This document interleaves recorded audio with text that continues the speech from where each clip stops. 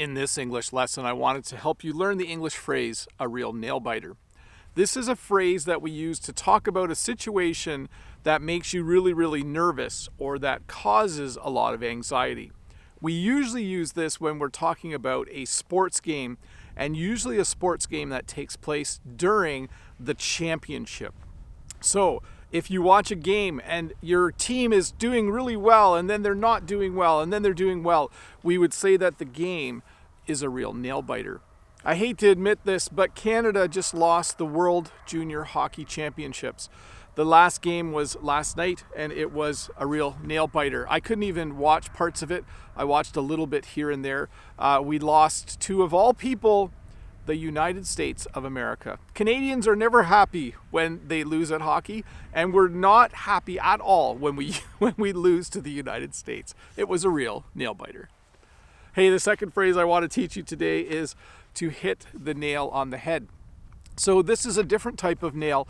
Just to go back a bit, a nail biter, it refers to the act of biting your nails because you're so nervous, you're biting your nails. But when you hit the nail on the head, it means that you are absolutely right about something. And I think it comes more from the literal meaning of hitting a nail on the head with a hammer. So if you have a hammer and nails, you hit the nail on the head. If you are totally right about something, we would also say that you have hit the nail on the head.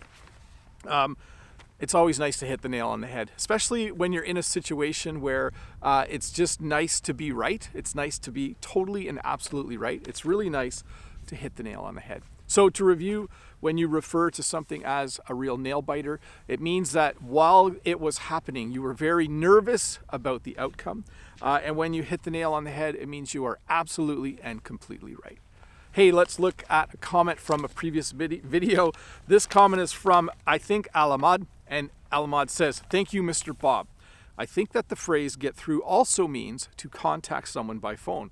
I tried to phone him many times, but I can't get through. Is my example correct? Anyway, thank you again." And my response is this: yes, exactly. The phrase get through can be used when talking about trying to contact someone by phone. Sometimes you can't get through. If you can't get through, it's usually because they don't pick up or you get a busy signal. So yes, you were exactly correct, Alamad. It definitely, the phrase get through can be used when you're talking about phoning someone. It can be a little frustrating, right?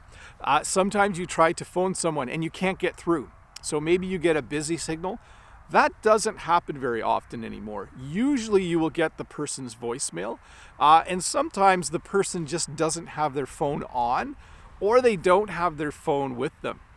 There are times when I really need to get a hold of Jen, and when she's out in the field working on her flowers, she might not have her phone with her, or her phone has gone dead, or she just isn't able to answer at that time. And so I can't get through. So definitely the phrase to get through can certainly refer to phoning someone. You know what though?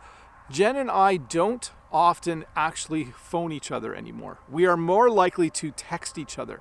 I'm not sure what your preferred method of communication is right now in your life, but for me, texting is my preferred method of communication. Jen and I text each other. When I have a question for my boss, I sometimes text him, even if I'm at work, because I'm in a classroom and he's in his office. So texting has certainly become my default mode of communication. I'd be curious to know what yours is. Anyways, Bob the Canadian here. Hope you're having a good day. I'll see you tomorrow with another English lesson.